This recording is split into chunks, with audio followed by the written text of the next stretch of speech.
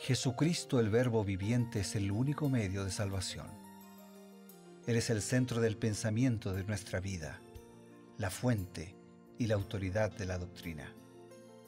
El principal propósito de la vida de Cristo fue la obediencia a los mandamientos, exaltando la ley de Dios como un reflejo de su carácter.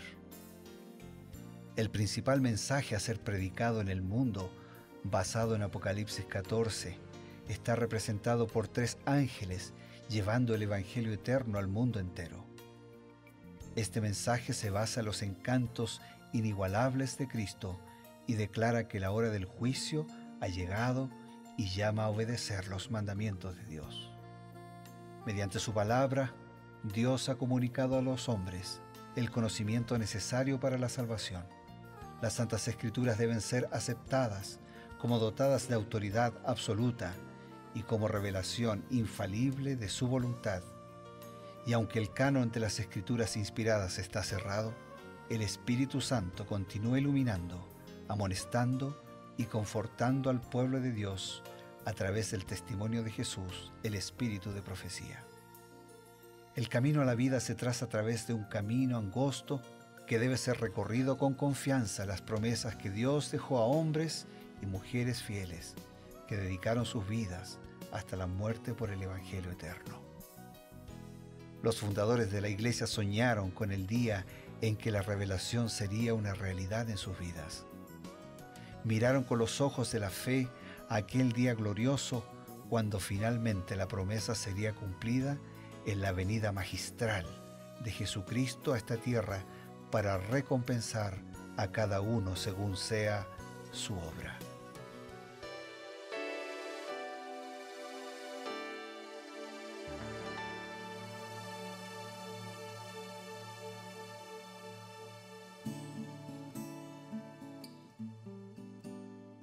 Queridos amigos, les saludamos con el cariño de siempre. Estamos comenzando su programa Creed en sus profetas. Como parte de la programación de Nuevo Tiempo, dedicamos estos minutos para compartir los mensajes de Dios. Es un programa que en cierto sentido podríamos llamar paralelo a Reavivados por su Palabra. Sin embargo, tiene un complemento que lo distingue, que es el añadido que adjuntamos a los consejos de la Palabra de Dios, los consejos de la inspiración profética, es decir, el espíritu de profecía, que son las visiones, los mensajes que Dios le dio a Elena White, que han sido escritos y que ahora los tenemos en diferentes libros, diferentes tomos, y los presentamos ahora en nuestro estudio. Les saludamos siempre con el deseo de bendiciones de Dios para sus vidas y sus proyectos personales. Y estamos ya para comenzar junto con el pastor Bruno Razo. Gracias, Pastor Eber. Estamos en los primeros capítulos del libro de Daniel, hoy Daniel capítulo 3, y agradecidos también por la compañía de cada uno de nuestros amigos, hermanos, por dejarnos entrar unos minutitos y acompañarlo en su vida, pero oramos para que usted y todos dejemos entrar permanentemente al Señor y Él pueda acompañarnos todo el tiempo. Hoy tenemos un capítulo fascinante, pastor, el capítulo 3 del libro de Daniel. Ayer habíamos visto un adelanto de la sección profética en el capítulo 2 y hoy vemos a Nabucodonosor, que después de haber recibido la visión de la estatua, un día, no sabemos cuánto tiempo, aproximadamente un par de años después, se le ocurre, se le quedó la idea de la estatua y entonces dice, yo voy a hacer mi propia estatua. Yo quiero que esa profecía en parte se haga realidad y en parte no, porque no solamente quiero ser la cabeza de oro, quiero que mi reino sea eterno, ¿no? Así que voy a hacer una estatua toda de oro.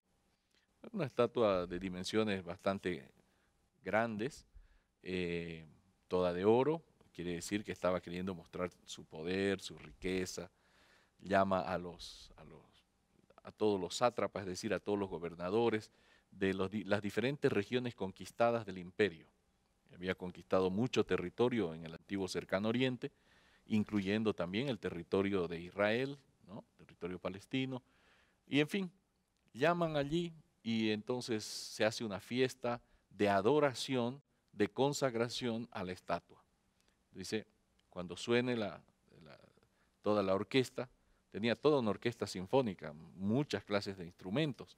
Y dice, al sonido de esta orquesta, todos tienen que postrarse, arrodillarse y adorar la estatua.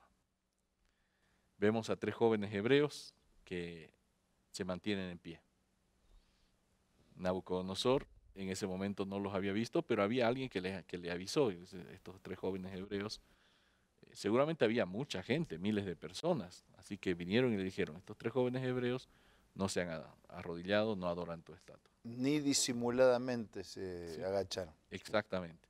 Y finalmente los llama, le dice qué les pasa a ustedes, estaba molesto, pero interesante, se ve que les tenía mucho aprecio porque él les dice, les voy a dar una segunda oportunidad.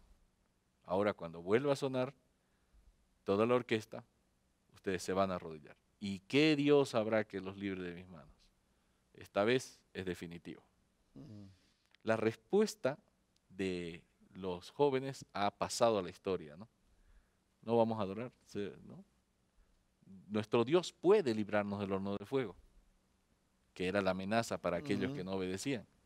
Pero interesante lo que añade. Y si no, sepas, oh rey, que de igual manera no serviremos a tus dioses, tampoco adoraremos la estatua que has levantado. Qué convicción, ¿no? Una convicción tremenda. ¿Cómo nos amplía esta convicción, esta fuerza de carácter de estos 3 jóvenes hebreos, la inspiración? Tenían carácter ellos, ¿no? Así es. En el libro La edificación del carácter, en la página 35, Elena de White habla de este tema y lo hace de esta manera. En vano fueron las amenazas del rey. No pudo desviar a estos nobles hombres de su lealtad al gran gobernante de las naciones. Ellos habían aprendido a través de la historia de sus padres que la desobediencia a Dios es deshonor, desastre y ruina, que el temor del Señor es no solamente el comienzo de la sabiduría, sino el fundamento de toda verdadera prosperidad. Miran con calma el horno ardiente y la turba idólatra. Ellos han confiado en Dios, y Él no les faltará ahora. Su respuesta es respetuosa, pero decidida. Sepas, oh rey, que no serviremos a tus dioses, ni tampoco adoraremos la estatua que has levantado. Y ellos no fueron groseros, fueron respetuosos. Sin duda. Sepas, oh rey, o sea, lo trataron con la dignidad que merecía, pero trataron a Dios con la dignidad que merecía. Sin duda. Ellos habían hecho un pacto con el Dios verdadero y sabían que los otros dioses no existían, y también sabía que el rey no era Dios y que adorar solamente a Dios. Así que ellos no tuvieron temor a las consecuencias. Al contrario, confiaron plenamente en la actuación de Dios.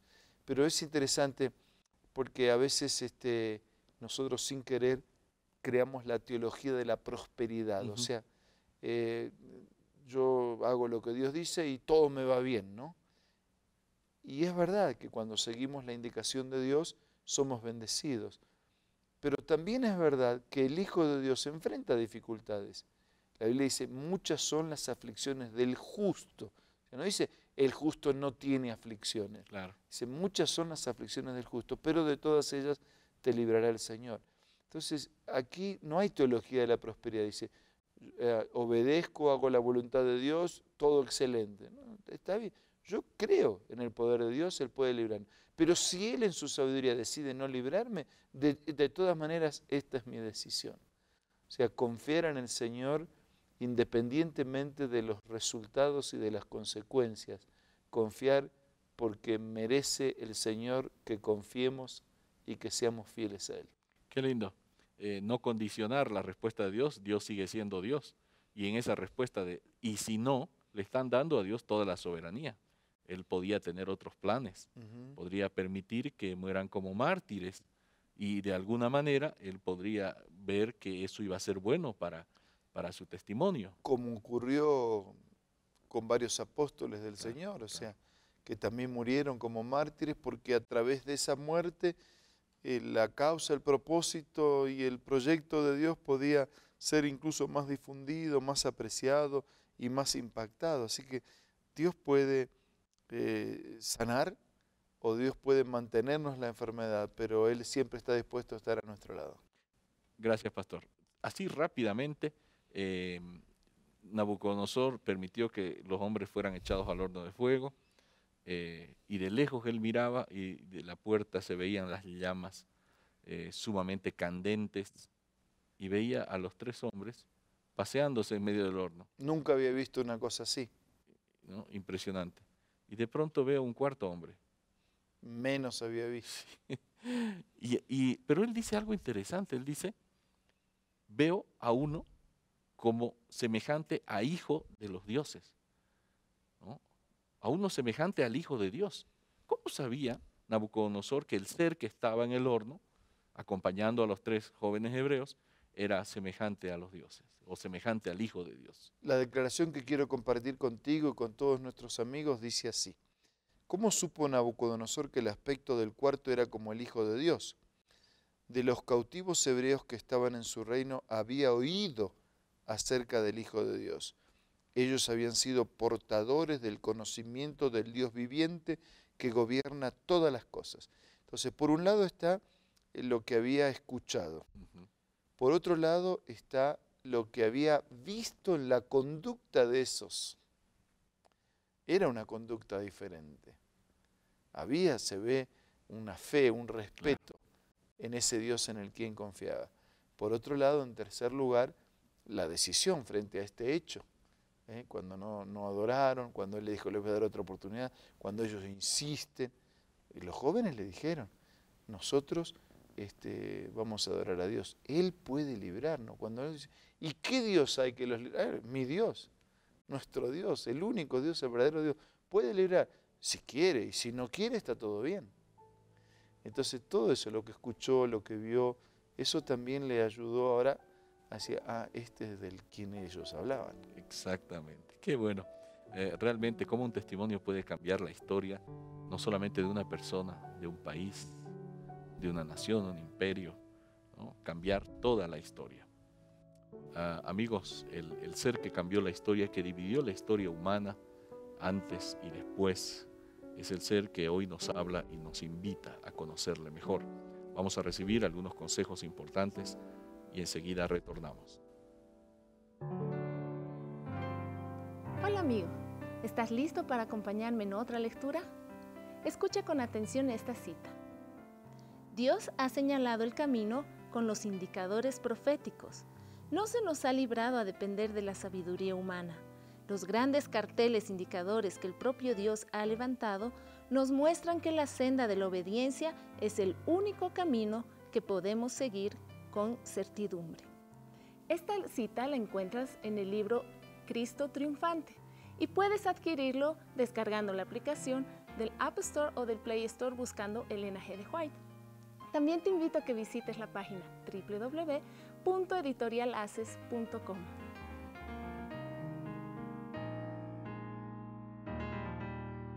Gracias amigos por continuar en sintonía de Nuevo Tiempo en nuestro programa.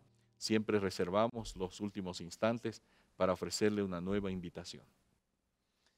Solo recordar el desafío de que como estos jóvenes podamos enfrentar el horno del fuego, de la prueba, manteniéndonos fielmente de parte del Señor, porque Él siempre se mantiene fielmente de parte de sus hijos.